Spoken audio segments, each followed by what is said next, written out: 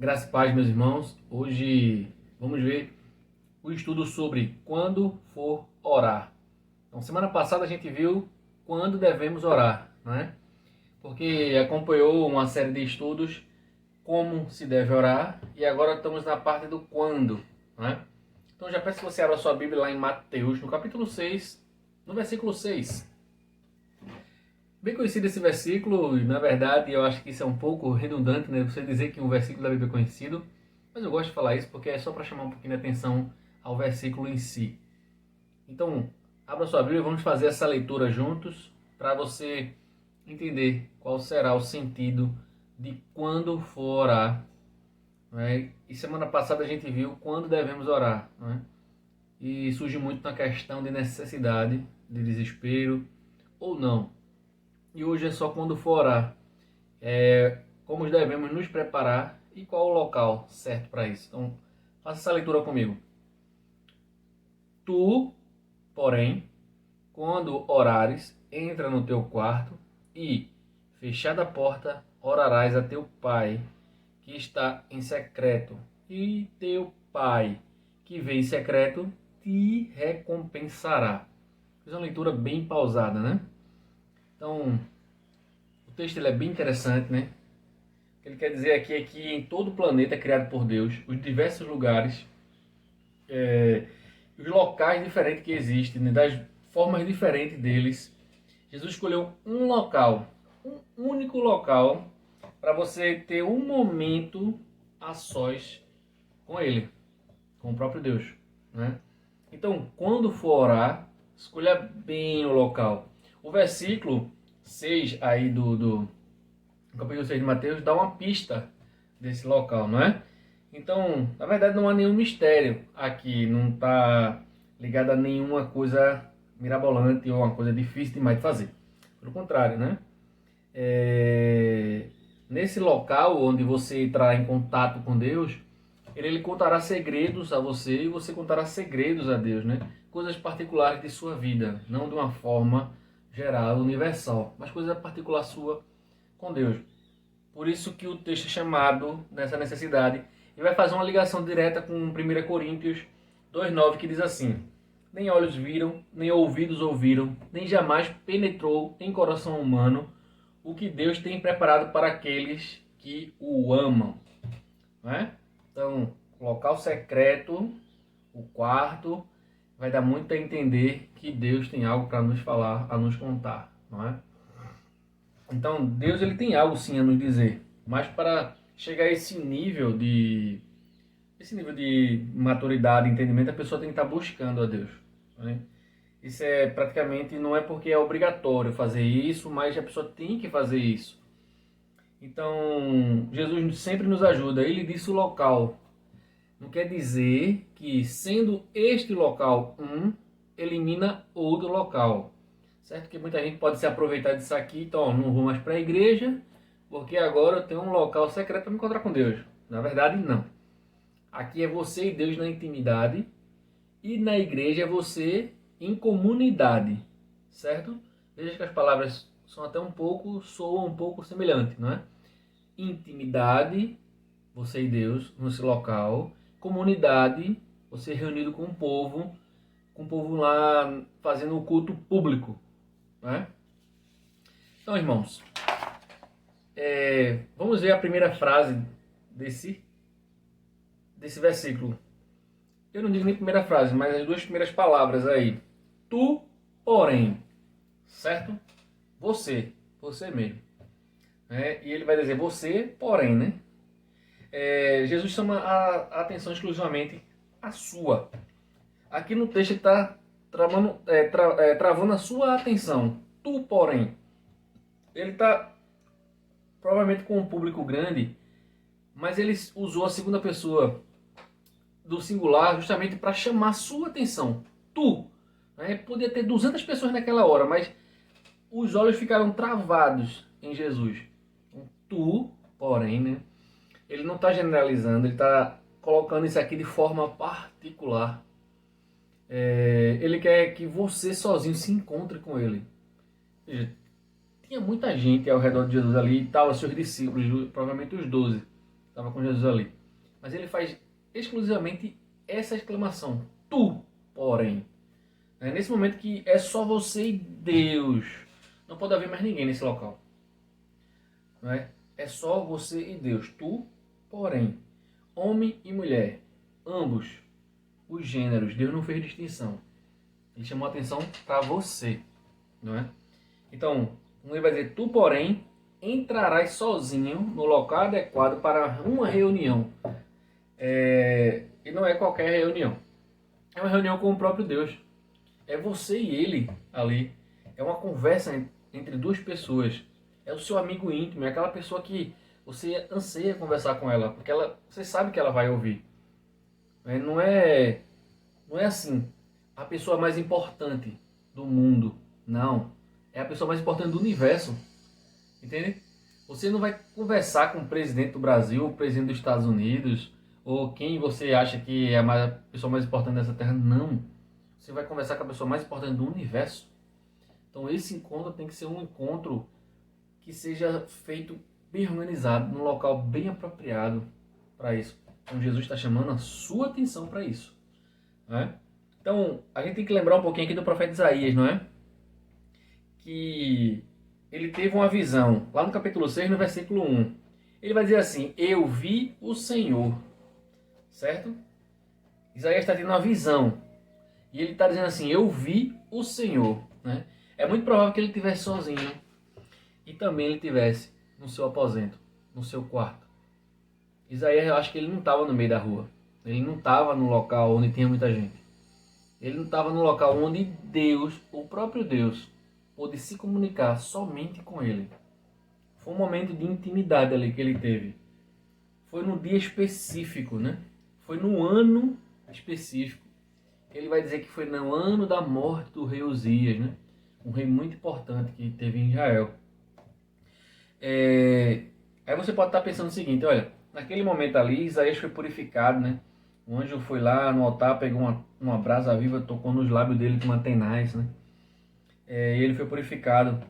Nós fomos purificados na morte de Jesus Cristo, né? O seu sangue derramado nos purificou. Então, veja bem, aquele processo de Isaías foi um processo daquele momento e com Jesus Cristo tivemos o nosso processo. Então, Jesus nos purificou. Então, você agora realmente tem acesso ao Pai. Então, as duas palavras que vêm em sequência é quando orares, certo? Veja, ele disse antes ali, tu porém, e ele agora está dizendo, quando orares. Então, Jesus está ciente de que está falando para um público que ora. Ou pelo menos irá orar, né? Essa palavra aí, orares, no grego, no original está assim, fores orar, né? Essa frase aqui, fores orar. Então está colocado no futuro, né? A ideia é que realmente quando você for orar, é que Jesus está dando uma dica ali, né? Você e quando for. Né? Então quando você for orar, ele está chamando a sua atenção. Então embora isso aí seja uma realidade para poucas pessoas. Eu não posso julgar quem está orando e quem não está orando. Quem vai fazer isso é o próprio Jesus. Mas você deve estar preocupado com isso, porque você tem que estar orando, você tem que ser uma pessoa de oração. Né? Então, tu, porém, quando fores orar, né, seria a frase mais perfeita aqui, quando você for orar, aí é que está. Quando Jesus está falando, o povo está olhando para ele. Então ele está dando uma advertência, não é? Porque ele está chamando a atenção realmente para o povo que ora.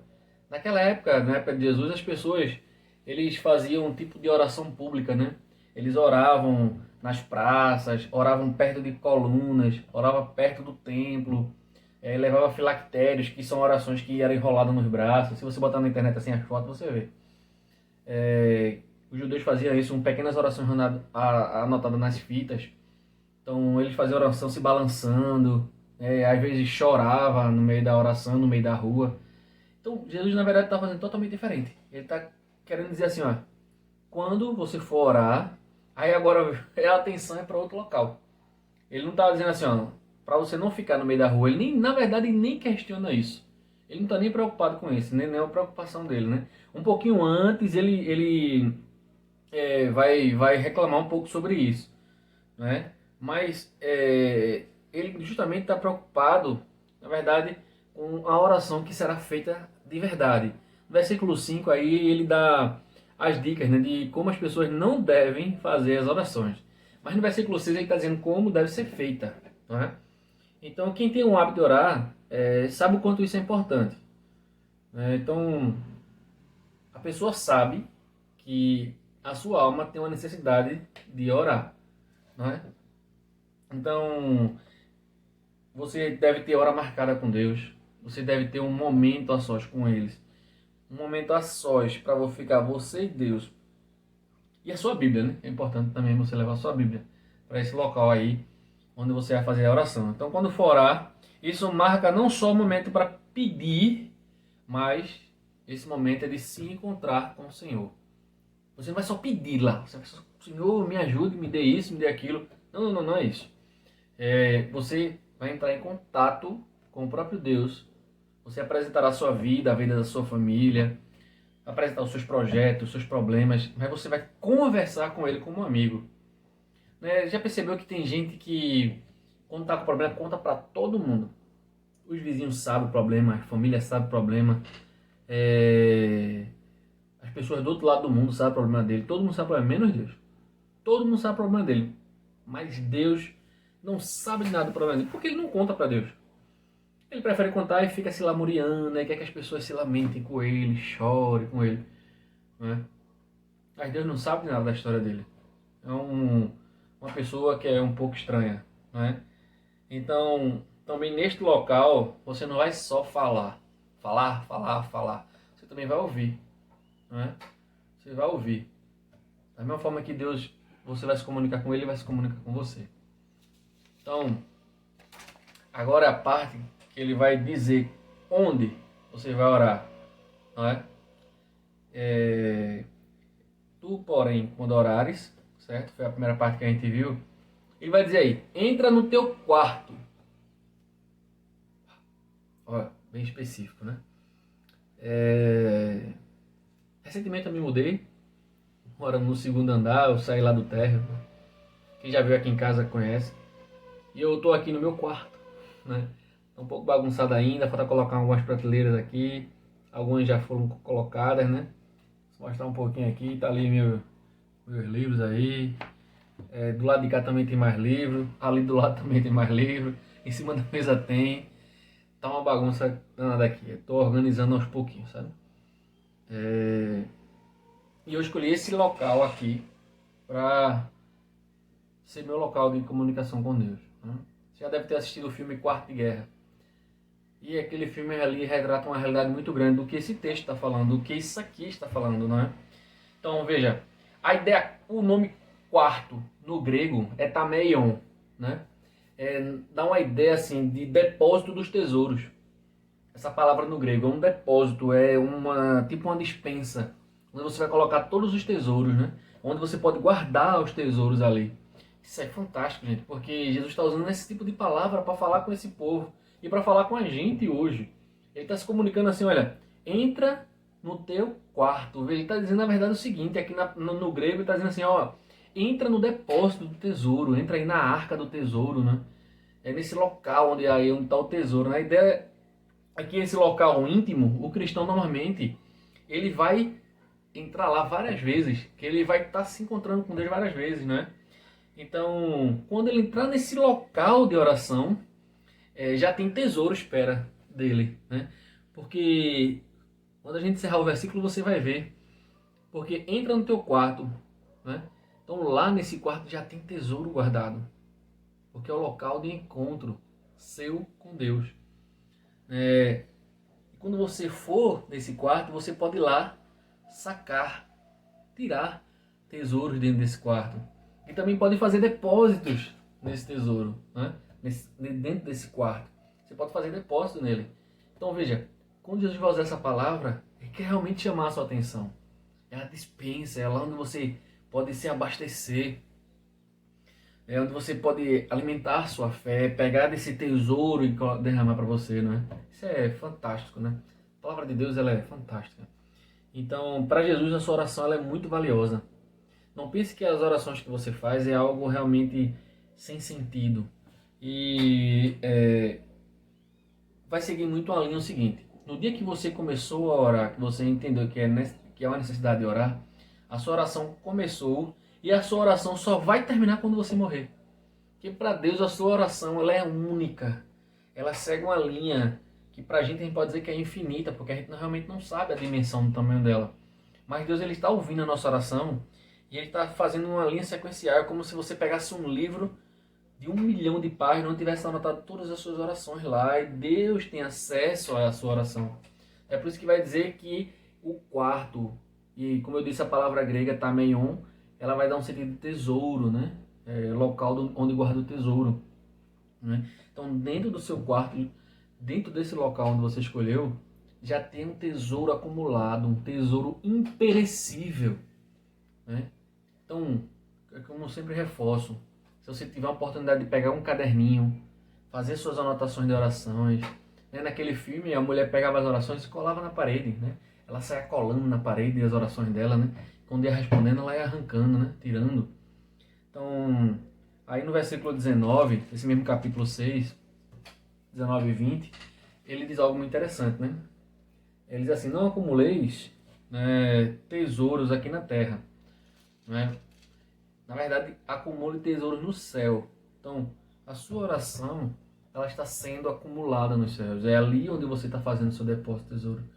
Você está dentro do quarto, você está se abastecendo com Deus. Não é? Então, saiba onde guardar o seu tesouro, né? Então, depois ele vai dizer o seguinte: depois que você entendeu isso, ele vai dizer: orarás a teu pai. Ele não está mandando você fazer oração nenhum estranho, não. Orarás a teu pai. Veja que interessante. Ele não está dizendo aqui, ele não está usando a palavra Yahvé, ou Elohim, ou El Shaddai, El Penei, não. Ele está usando pai, a palavra Abba, né? Porque realmente está dizendo assim, olha, é uma reunião entre pai e filho. Não é só uma questão de você ser um Deus lá, o Deus poderoso, forte, né? O Sabaoth, que é o Deus dos exércitos. Não, mas na verdade ele está ligando você ao Pai, ao Abba. E isso é muito fantástico, meus irmãos, porque o relacionamento que você vai entrar nesse quarto com Deus, você vai entrar como filho e sair como filho, você vai falar com o Pai, com Deus que é um Pai. E um pai, quando ele ama seu filho, ele atende a sua oração. Então não há sombra de dúvidas, né, que Jesus está falando em orar para Deus. Isso aqui não deixa nenhuma sombra de dúvida sobre isso. Outra coisa, seu pai aqui na terra, ele pode lhe dar tudo que é terreno. Você pode até ganhar uma Ferrari. Você pode agora ganhar uma Ferrari, uma casa na beira-mar de Boa Viagem. Mas só quem pode dar as bênçãos espirituais é o Pai celestial, o Pai do céu. Porque o daqui da terra ele pode dar tudo que é perecível. Então ajunteis tesouro no céu com esse Pai, né? A nossa oração tem que ser feita diretamente a Deus e unicamente a Ele, né? Aí nessa outra parte ele vai dizer o seguinte: que está em secreto. Olha, interessante, né? Tu, porém, quando orares, entra no teu quarto, né? Aí quando tu entrar no teu quarto, tu vai orar ao teu pai, certo? Aí ele vai dizer o seguinte: que está em secreto, certo? Esse pai que está em secreto é invisível, nós não vemos ele. Mas isso não quer dizer que nós não vamos sentir sua presença. Nós não vamos ser tocados por ele. Porque é substancial, né? Porque nós não vemos ele, mas podemos sentir, né? Então, esse nosso Deus invisível não quer dizer que nós não podemos achá-lo, né?